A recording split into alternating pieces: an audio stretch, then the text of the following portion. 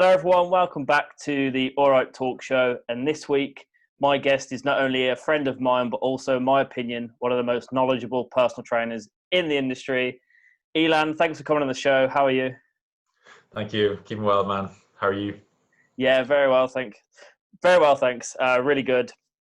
Cool. So let's dive straight in. So you're a personal trainer. You've been my personal trainer, but I want to know what made you want to become a PT? What was the journey that made you, because it must have been something that was, well, I want to be a personal trainer. So yeah, tell us about that. Yeah. So you sent me the list of questions, and I was thinking, oh, I'll like prepare a load of stuff. But I was like, you know what? I'm not going to even prepare. I'm just going to freewheel it and see whatever comes out.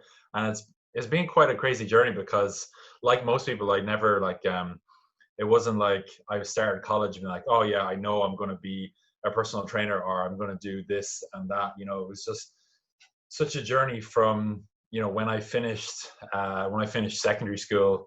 Um, I didn't really have a clue what I wanted to do. Like over in Ireland, it's called the Leaving Cert. I don't know what it's called over in the UK. Like I don't even know what it's called, but whatever. It's Yeah, like no idea.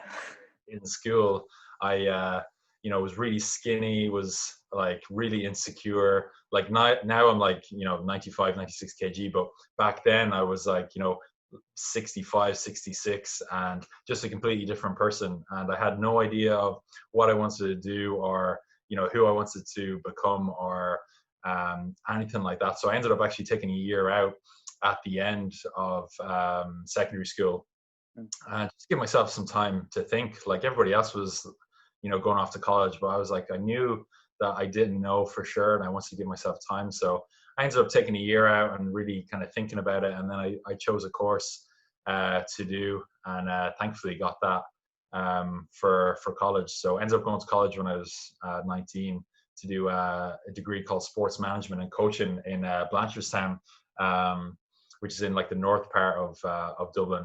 Cool. And did that for like, that was a 3-year degree. And the first couple of years was loads of different like modules of like nutrition and psychology and like coaching, like working with different populations of like working with kids and teenagers and like elderly and loads of different people. So got good exposure from my degree. But it wasn't until I'd say the start of kind of the second half of second year to the start of third year where I was kind of like, personal training seems like the right kind of area to go into, because I always enjoyed seeing people succeed. Or I used to play a lot of golf before I started going to the gym.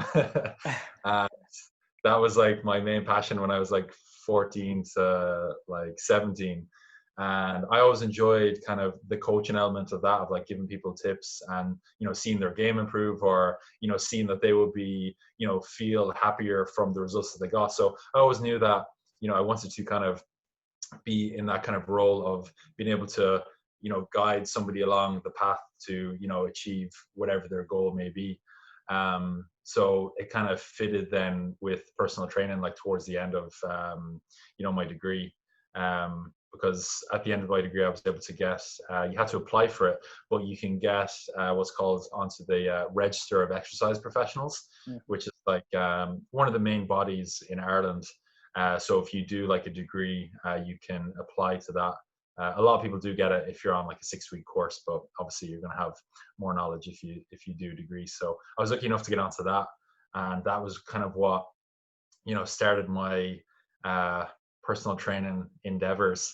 But that, like, what's the date today? It's December 2012, and that was, I finished my degree May 2016. So it's Yeah. been, there's a lot of changes between starting college then to deciding I was going to do personal training, and then what's happened since. So it's been a crazy journey, but it's been really like enjoyable, like going through the ups and downs and just kind of seeing the gradual progress over the years. So Yeah, that's really great to hear. And I think it's like I watch a lot of your social media bits, and I keep an eye on you from time to time.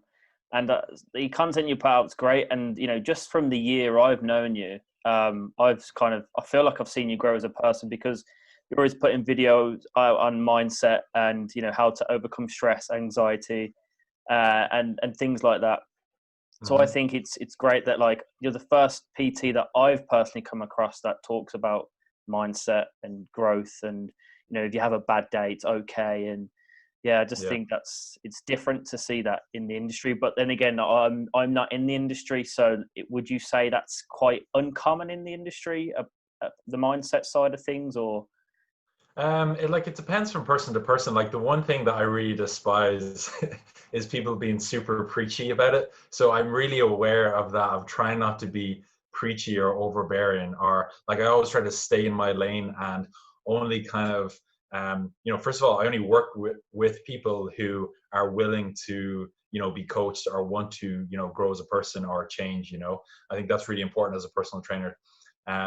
And then always, like, I'm always trying to stay in my lane with regards to, I know what I know, but I also know what I don't know. So, I'll never, when it comes to certain elements of, mindset stuff, like I'll never, pretend to, be like a counselor or a psychologist. I'll always preface something by saying, like, the advice that I'm giving you is just based off my own personal experiences of, dealing with depression, dealing with anxiety, dealing with loss of people, all the different emotions that we, experience, through our lifetime. I'm only, giving kind of advice or suggestions to clients, kind of based off my own, kind of, experience. And with the mindset stuff, it's really cool to take a deep dive into that with clients, because at the end of the day, like, if you're a personal trainer, you're helping somebody to, become a better version of themselves, or you're helping them to achieve a goal, right? And if somebody, like, if Sally, I better plug in my computer so the battery doesn't go. There we go, cool. So we'll say, We'll edit that bit out. don't worry. That's So, all like, good. if I'm working with somebody, the mindset side of things is really, really important, because if you want to transform physically, you have to also transform mentally as well, right? Because it's not really the training programs or nutrition plans that are holding you back. It's the battle that's going on inside your head that's holding you back. It's the story that you tell yourself. It's the self-doubt that you have, maybe that's created over years. Maybe you've got really negative internal dialogue, so you're always telling yourself, oh, I can't achieve this, or I can't, I'm not a gym person, or I'm not an active person, or whatever kind of story you tell yourself, right? So a lot of times what I've noticed, over the last, with myself, and then also working with a lot of clients over the last 3-4 years, is that it's when you fix the internal battle, then everything external starts to become easier with regards to your training plans and implementing changes with your food and things like that. So that's why I really like to place a huge emphasis on the mindset side of stuff when it comes to working with clients, because ultimately, if you have control of what's going on in here, Mm, then you're able to changes that much easier in the long term, especially when it comes to your own training or your food, or whatever goals you want to achieve.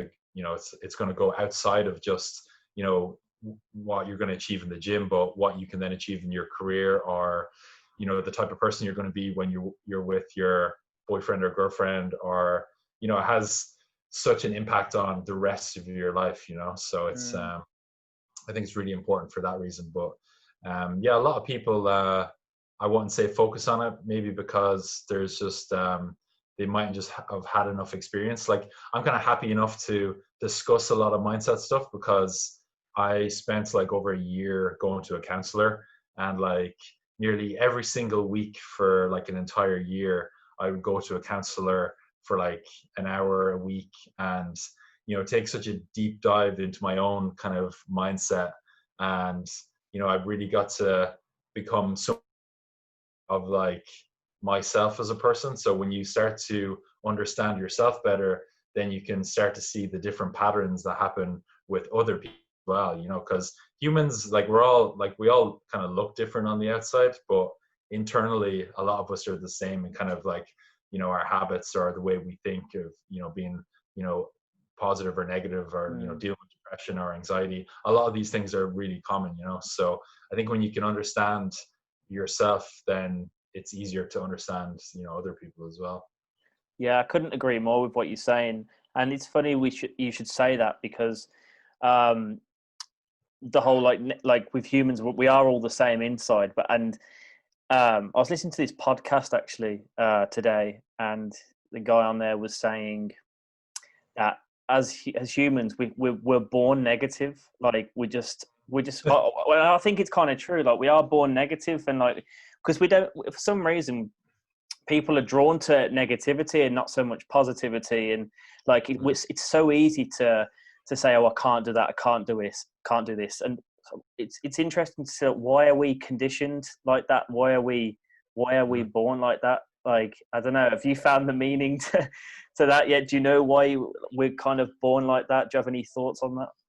Yeah, I mean, like, it's so complex, but when it comes to, like, it's the thing is, it's easier to be negative than it is positive, right? It takes awareness of yourself. It takes kind of, you have to push yourself to be positive, to look at the positives, to look at the good things that are happening. And it's much easier for us to be negative, because I think a lot of us are, you know for the majority of people, are very, like, insecure and unhappy with themselves, because a lot of people realize that, maybe they're not conscious of it, but at a subconscious level, a lot of people realize that they're not really pushing themselves to be the best version of themselves. So it's a lot easier to get into that kind of negative mindset, and it's also very easy to get into a very negative cycle of, like, you might do really well, with regards to, let's say, training. Maybe you are consistent with your training in the gym for a couple of weeks, but shit happens, like the pandemic, and maybe something happens where all the gyms close, and then you lose all your motivation, and you go into this, like, negative spiral. So it's very kind of hard to, like, get out of that. But as humans, I think we are definitely conditioned to be negative, and it probably goes back to, like, just early human species, like, being on, like, the plains of Africa or wherever, where it's a very it's kind of like more of an existence than, you're not really living. It's like an existence of, you're trying to forage for food, or you're being hunted by other tribes, or there's other tribes coming to your village, and they're going to take all your women, and they're going to try and kill you, and there's wild animals. And the thing that I realized from some different books, I can't remember which one it was off the top of my head, but there's a book that kind of goes into evolutionary biology, and how our brains are kind of the same now as they were, maybe 10 or 20,000 years ago. Our brains haven't really, like, developed as much, and so it's natural for kind of humans to still have that kind of old kind of brain, where we're still kind of really worried and fearful of things that are going to happen. And we don't live on the plains anymore in Africa, or there are no tribes in Ireland anyway. There, like, maybe there are in some other countries, in England maybe. Yeah. But in Ireland, it's not really, you shouldn't have to worry about those kind of negative things happen, but it's so programmed into our brains that it's kind of like, it's always, like, in our subconscious, in the back of our mind. So it's a constant, like, battle against that, against your own fears. And that's where I think a lot of the negativity comes from, is us just being kind of fearful creatures of, like, okay, what's going to happen, or is this going to happen, or like, what if, that's always, like, the big question of just worrying about things that could happen, or things that did happen. So it's a Yeah, constant battle against that. it is. And just for the record, this conversation's getting deep, but I like it. But yeah, it is crazy how we are conditioned like that. But yeah, really interesting. Yeah, it has, thousands of years, or however long the human species have been alive. It has been there, but I Hmm. think it is a hot topic.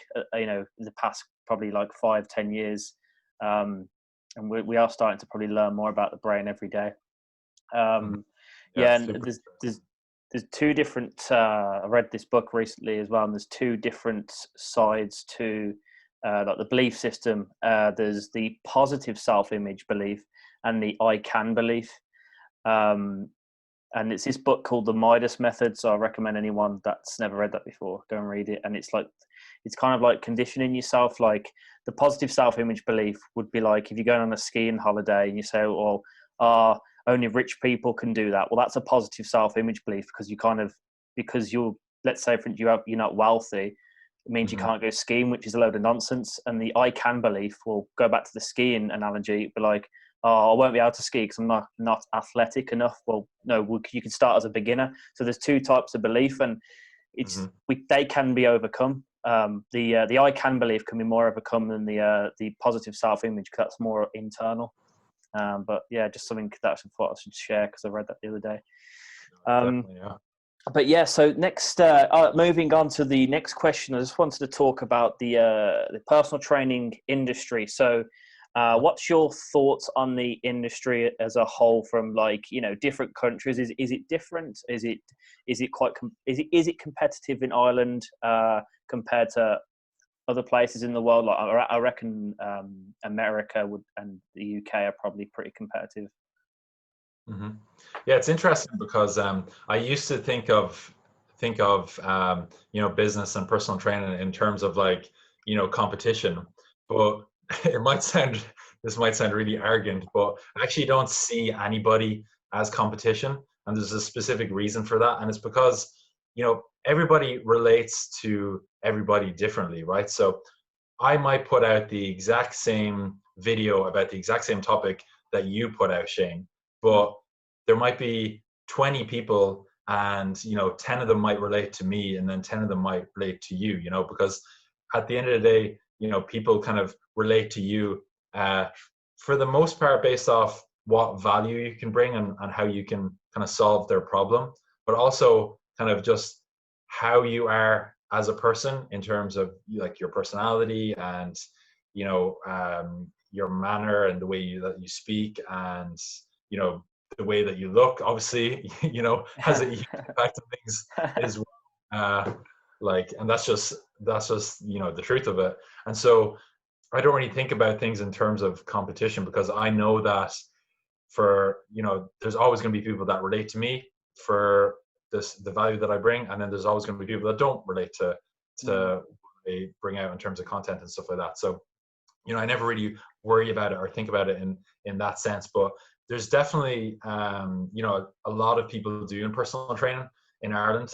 I can't say for sure when it comes to like England or America, because obviously I'm based in Dublin, I'm based in Ireland, so that's where I have most of my experience. But there is a lot of people doing personal training, and to be honest, like it doesn't really make a massive difference because one of the first things you need to do as a business owner is you need to find a niche that you're going to solve a problem in, right? So my niche is working with women mostly between kind of 30 to like 57, 60 years of age, but mostly kind of early 30s to kind of mid 50s. And that's kind of like my specific niche area, right? So that's the only kind of area that I really focus on. Obviously, I still train men and I understand male physiology, and I'm a man myself, so it's easy enough to understand. But I decided to pick a specific niche because that's ultimately how, as a business owner, you're going to be able to, create kind of your tribe and create success. If you're like a one size fits all, then you'll still see success if you do things properly, but maybe just not as much if you went with a specific kind of niche. But the thing with the personal training industry is that it's kind of unfortunate and annoying at the same time because you can get there in so many different ways, right? So I mentioned earlier that I did my degree. I spent 3 years in college, and then I applied for what's called the Register of Exercise Professionals. So I've had that for the last 4 years, and I've spent probably, I think, just a little bit over 10 grand on further education for myself with my business, and learning more about anatomy and physiology and nutrition and biochemistry and female physiology and all those different areas. But then if you wanted to, you could also just go and do a 6-week course and pay somebody like 2 grand, and you do like 1 week, literally 7 days of like physiology, 7 days of learning about maybe periodization or training programming, and you do like one kind of massive topic over the space of 7 days, and then over the course of 6 weeks, here you go, here's your, you know, certificate, and you're ready to be a personal trainer. So, you know, that's, I think, one of the big issues with the industry, in my opinion, is that, you know, there's somebody that can get onto the same register as me, but only have done like a 6 week course. Um, but at the same time, I don't really see that as an issue, because that's going to show when somebody starts working with a client, right? So if you have years of experience and you've worked with lots of people, and then there's somebody else who works with a client and they've only done a 6 week course, after a few weeks or a few months, it's going to be very, very apparent, you know, who's who, because the experience that the client has, the results that they get, their, you know, happiness with the service, all those things that are really important, will, you know, show very, very quickly with someone who's had a lot more, you know, experience actually working with people. So, but it is kind of just, you know, unfortunate that there is that kind of side to it, but that's just the way it is. And I'd hope that, you know, the majority of people that do 6 week courses, you know, would spend that extra money to go and invest in themselves to learn more. But I'd say a lot of people who do those kind of courses probably don't, you know, stay in the industry. Like I seen a statistic a while ago that, I think it's something like 90% of personal trainers will fail within their first 2 years of business. So, you know, after a 2 year period, you've got a very small amount of people who are doing personal training full time and actually, you know, making a living from it and kind of like a profit from it, you know. So it's a very small amount of people that are doing it. But, you know, hats off to anybody that is doing it, because, you know, it's a very like rewarding like industry to be in, you know, seeing people succeed. So Hats off to you then, because you've been doing it a while.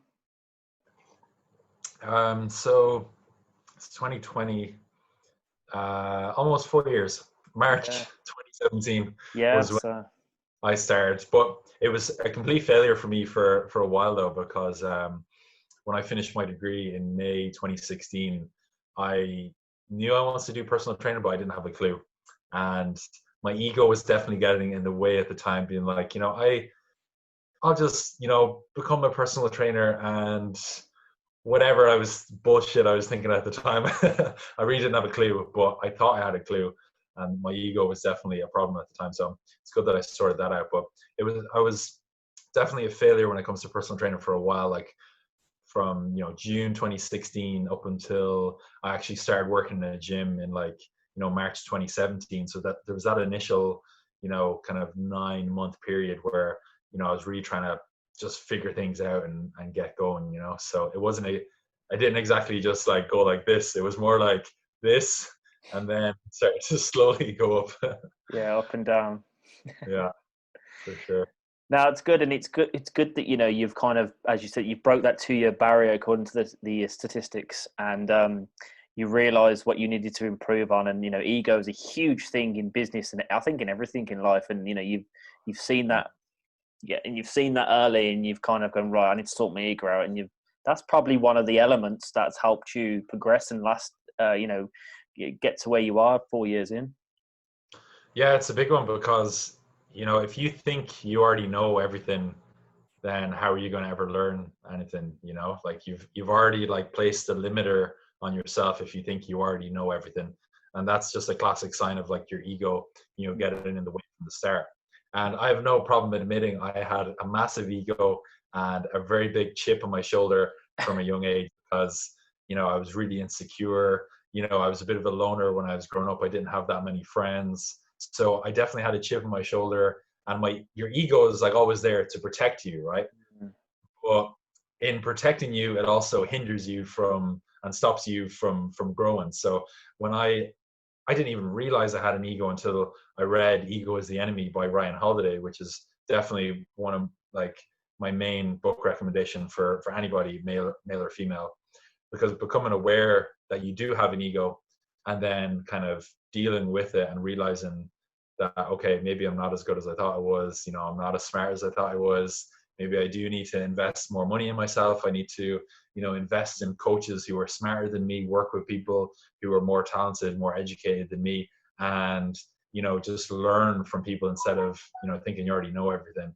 And I think that was like the biggest changing point for me. So I first read that book in like July 2016, and that was definitely a game changer for me. So on Audible as well, by the way. So just listen to it. It's much easier than reading a book.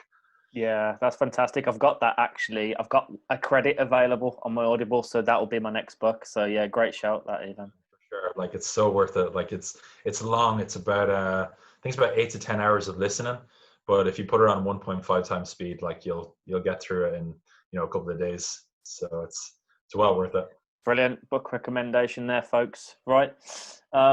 Next question was, I wanted to know about thoughts on all these diet shakes and all these kind of fads you see people posting in these MLM schemes. Because I mean, let's be honest, like I learned pretty quickly when I wanted to lose weight that it's a calorie deficit and just tracking what you're eating, and you can lose weight. You don't really have to go to the gym, but it helps.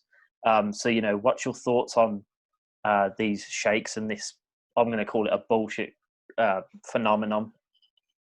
Yeah, so like when it comes to shakes and stuff, the main reason that people use that is that they're in the mindset of, okay, I want to lose a stone and I want to do it as quickly as possible. So most people from all the we'll get into that in a second, but for the majority of people, who are trying to just a quick fix, trying to lose weight, let's say a stone in whatever a month, the easiest thing that they see is that, okay, I'll just do these shakes because it takes all the thinking out of it, right? I only have to, make these 3 shakes a day, and then I consume them, and then I'll lose weight. And the issue with that is that, if you're having like 3 shakes a day, it's probably going to be extremely low calories. So, you're probably only going to be consuming maybe 6 to maybe 1,000 calories, which is extremely low for regardless if you're a male or female. So that's okay for a very short amount of time because, if you're carrying a lot of extra weight, you're going to be, using up all that extra fat that you have stored as energy for maybe the first couple of weeks. And I actually seen this with a client who I started working with a few weeks ago, where she was doing this for about 2 weeks. And she was like, oh yeah, I was feeling fine. And then after the second week, she was like, I started to get cravings. I started to get, feel really hungry, nighttime. I really wanted to binge on, chocolate or jellies or just any type of sweet food because I was so hungry. And a lot of that comes down to the fact that you're on such low calories. The shakes, in terms of what they're giving you in macronutrients, they're like the protein intake is going to be, extremely low in it. And protein is obviously, one of the most important macronutrients when it comes to satiety, helping you to actually feel full and satisfied from your food. So what then happens is if you're using the shakes, you'll get some initial success for a short period of time, but because it's so low calorie, it's not going to be sustainable for a long period. And then you'll probably lose weight for 2 or 3 weeks, however long you can stand it for. And then the hunger starts to kick in, then the cravings start to kick in. And then that, 8 or 12 pounds that you lost is just going to go straight back on because you have essentially done what's called the yo-yo diet. You've starved yourself for a short period of time to get quick results, and then you ultimately can't sustain that, and you just put all the weight back on. So what I get a lot of my clients to focus on, and like you've seen this like firsthand when we were working together, is focus on getting the right amount of calories for for your size, for your activity level, for your height. But most importantly, really, focus on getting enough protein so that you can feel full, even if you are in like a small calorie deficit. It makes it really easy to lose weight, to lose body fat, to get leaner if you keep your protein intake higher, because you just never have to deal with hunger or cravings. And you've experienced that firsthand, where for you, I think you were consuming like about 160 grams of protein, 180, something like that. Maybe 200 some of the days that you were training for like an hour or more, and it just makes weight loss and losing body fat and everything just so easy. So that's kind of like a hack Mm. when it comes to weight loss. Stay away from the diet shakes, because that's just not sustainable long term.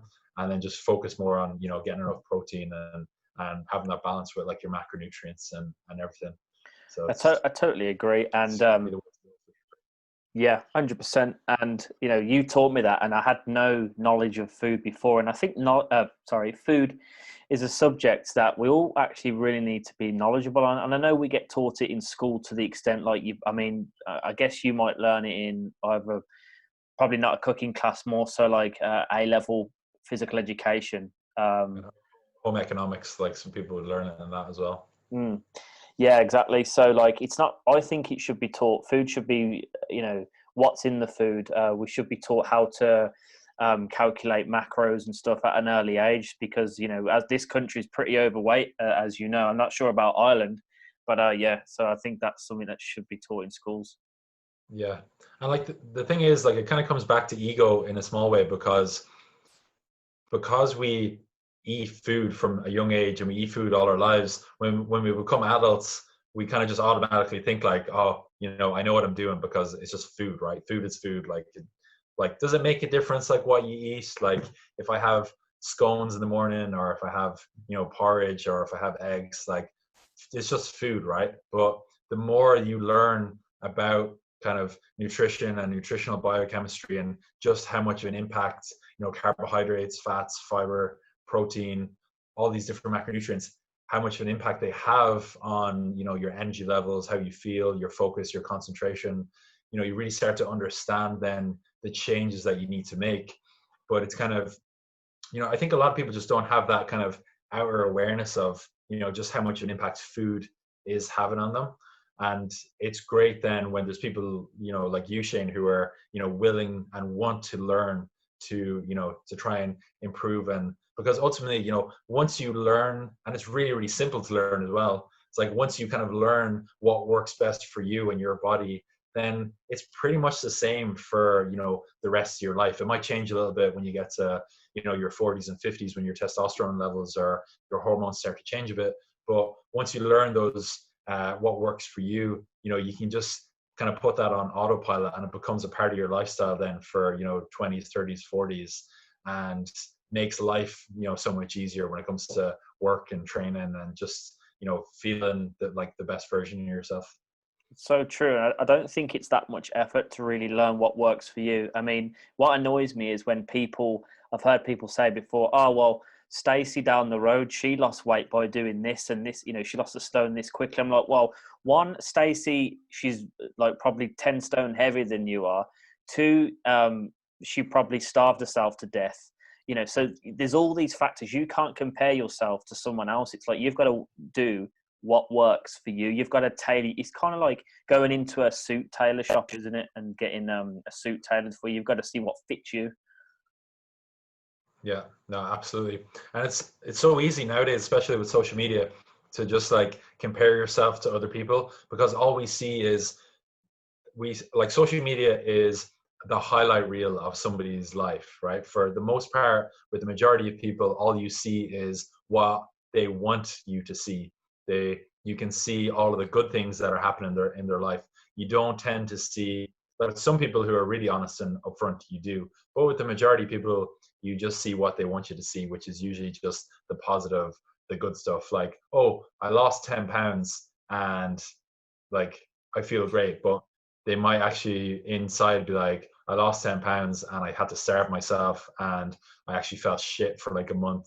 And it's had an impact on me now, because I haven't been able to, you know, enjoy my food with, my friends or my family, or, all these different other things that are really important, but most people just, don't share. So I think it's really important for people to realize with social media, it's just a highlight reel. You can't believe everything that you see on there, or you're not, usually for the most part, you're not getting a full kind of idea of just how that maybe impacted somebody, or the way that they did it, or whatever. So I think that's why it's really important for me personally to always be honest and upfront about things, and about my opinions, and with how I feel about things. And you'll see that on my social media, where I openly talk about things no problem. That I wouldn't have talked about them before, but now because I've become comfortable with them, I'm happy to, talk about stuff in depth that, most people maybe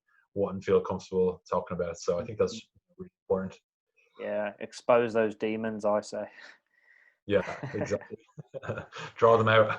Yeah, definitely. All right, Brill. So, I just want to talk about next going on to, obviously you are self-employed. You run your own personal training business. So, just want to talk about just a couple of the challenges you've had setting up that business, and also from that, how have you dealt with the challenges during the coronavirus? So this year was actually fine because luckily enough, I knew. So it'd be better off if I start from maybe a few years ago. How much time have we got? Is there a 40-minute time limit, or what's kind of? Go for as long as you want. Keep going. Go. Yeah. So it'd be easier for me to start off by like when I started personal training because, initially my goal was to, try and get as many clients as possible. So, fast track about 8, 9 months into personal training from March 2017 up to about October, I went from doing or basically having no clients at all in March 2017 to pretty much being fully booked in like October 2017. So going from doing 0 sessions per week to like 35 to 40 sessions, whatever. It works out about eight sessions per day. So like I thought that was like the dream and like the goal. And eventually you get to a point where you realize that, you're maybe starting to burn out a little bit because there's only so many hours in the day, and working with people on a one-to-one basis is very mentally draining because you're trying to give each individual client the absolute best, experience that they can have. You're trying to get them the best results possible that they can have. And that's like very, very, mentally draining. And so like that for, a while. And from kind of being fully booked from October 2017, and then that kind of carried into 2018, the same kind of mindset of like, okay, being busy all the time is a good thing, which was me obviously lying to myself. Mm. At the time I didn't really have the business experience to be able to make more money with kind of less time, so I was constantly just doing sessions all the time. And then basically, like, long story short, 2018, I had set my goal on hitting a certain kind of income level per month. I really wanted to hit 10K in 1 month. That was like, at the time, I was like, if I can hit 10K in 1 month, this is gross, like not net, like Yeah, after yeah, yeah. taxes and stuff. So just to be, clear. So Still I good. thought, yeah, I thought at the time that, okay, if I hit, 10K per month, or even just for 1 month, I'll be, the happiest, person in the entire world, because that's like the big goal that I've always wanted to achieve. And if I do it, I'll just feel amazing. And then in September, that was like my best month of the year. And I got close to hitting the 10K mark. I hit 9,300. And when I did that, how do you think I felt? Was I super happy? Was I the happiest person in the world? I wasn't. I hit that and I was like, is this it? Is this kind of like what getting really close to your long-term big goal? Is this what it feels like? And I was so disappointed by that. And it was such a way, this, if you set a massive goal for yourself and hit it, that's not really what makes you happy. And at the time I was actually miserable, like fully miserable, like depressed out of my mind, because I was like working all the time and doing like 60-hour weeks. And some weeks I was doing like 40 to 45 sessions, and just like so burnt out and depressed and miserable, and I honestly just hated my life at the time. And I it was such a shift in mindset, because I thought that achieving that goal or making a certain amount of money would make me happy, and it just didn't. And the thing that I realized, that it's not about like the destination, but it's more so just about the journey, and like enjoying kind of the growth and the experiences that you have, So that was like a really big wake up call for me in business, is that, it's not good to be busy all the time. It's not good to burn yourself out. Like, I was so like ruled by my ego at the time, because I was taken over by my ego, because I'm so busy all the time, and like, this is what's going on. I'm not telling anybody this, at the time, but this is what's happening internally for me. And then eventually I got to like December of 2018, and then I was just like, I fucking hate my life, and I need to do something about it, because I'm going to end up like just like topping myself, or like doing something I regret. So I realized then, like, I need to sort my shit out, and that's when I started going to a counselor to really kind of just help me to deal with a lot of demons that I had from younger, from like my like from my dad, and like, because I have a biological father, right? So I've only ever met him once, so I had to deal with some issues that I had with from childhood that I had with him, and then a lot of other kind of personal stuff that I just things that kind of like build up from when you're young, like from maybe 4 or 5 years of age, that kind of just build up over the years, up until maybe early 20s. And you kind of, like, for me personally, I built up a lot of these kind of things that I never talked about, because I was always under the impression that oh, if you talk about something, it's kind of like it's showing that you're weak, and then nobody's going to like you for that, or you're being kind of like not a good person because you're bringing your burdens onto other people, right? So my mind was like really fucked at the time of the way that I was thinking. So I really had to unravel a lot of those issues. So then with the counseling, that really helped me to deal with that. And then that combined with some coaching that I got from I worked with a guy called Chris Brown, who has an amazing course for personal trainers on how to grow their business and stuff. So that combined with the counseling allowed me to work less hours, but also to make more money. So I just leveraged kind of my time more, like doing group training and working with more people kind of in the same amount of time. So instead of doing like one-to-one sessions, doing like training like 3 or 4 people at a time.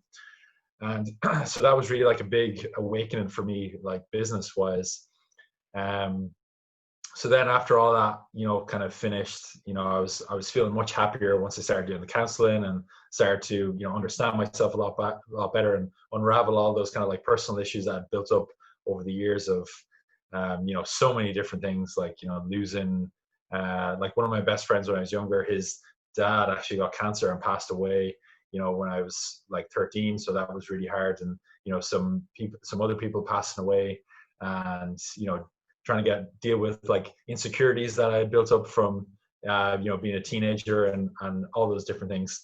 And so once you kind of dealt with all of that, then in 2019, just kind of before we started working together, actually a few months before that, that's when I started to transition over more to kind of online based coaching, because I came to the realization that if I want to kind of have more freedom, I need to be able to work with people from anywhere. Because the gym that I rent at the moment it's on Leeson Street, Dublin too. So if I'm not in Dublin, I can't work with my clients in the gym. So that's a big issue, because what if I want to move with my girlfriend somewhere to like London or Berlin, or go on holiday?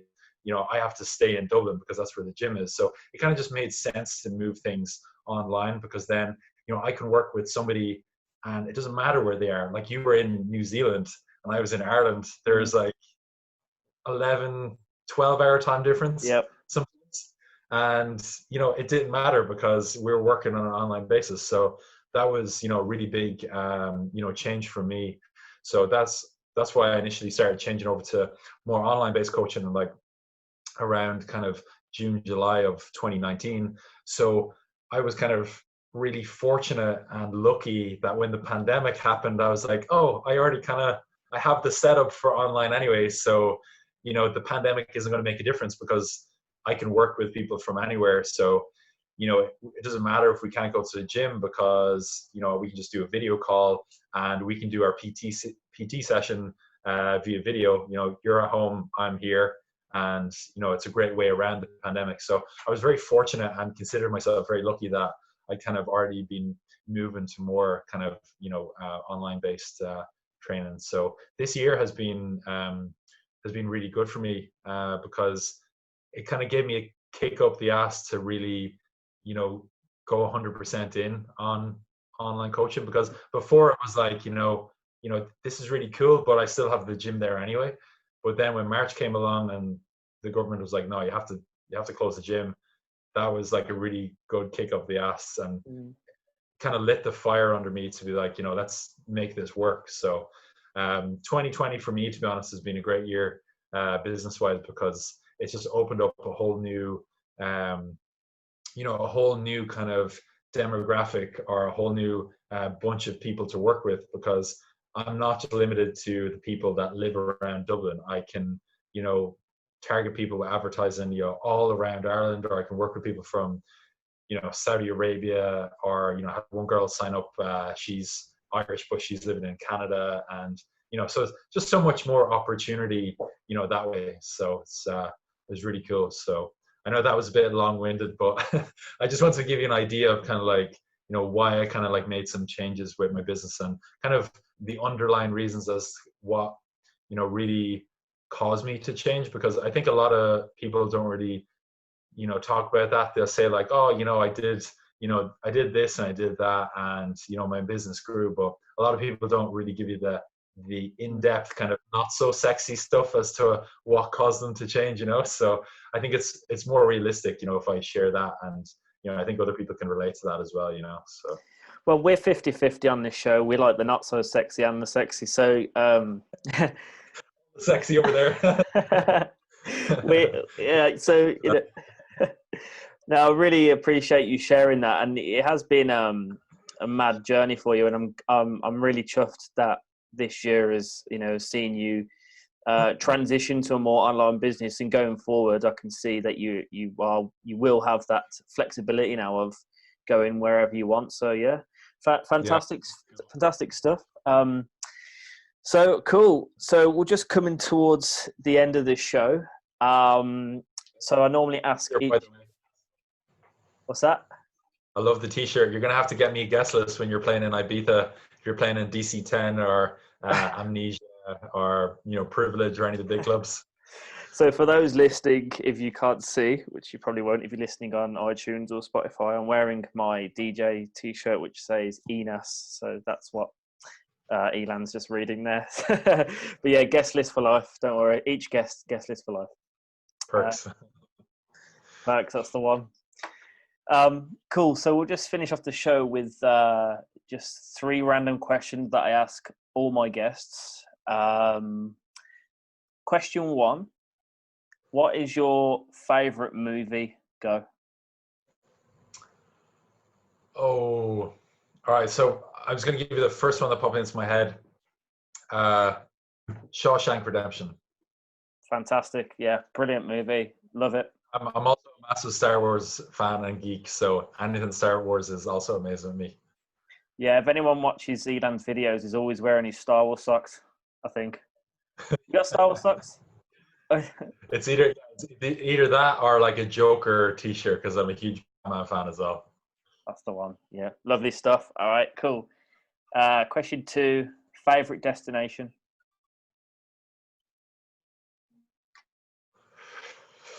I think it's like, if I was going with my friends, I think Amsterdam definitely, because I've been to a lot of different nights out in Amsterdam. Like went to Awakenings, Deckmantle, Catharsis, a lot of different club nights. Went to NDSM. So I think Amsterdam is definitely number one, especially when it comes to like heavy techno and music events and stuff like that. Yeah, so I'll go Amsterdam.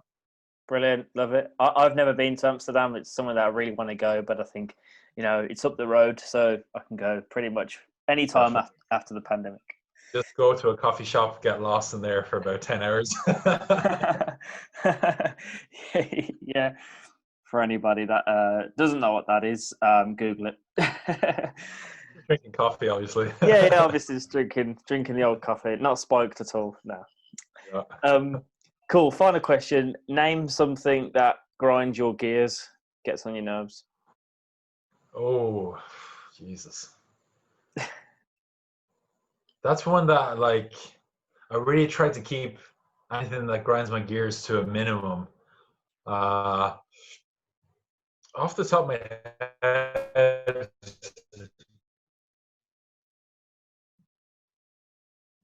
I'd say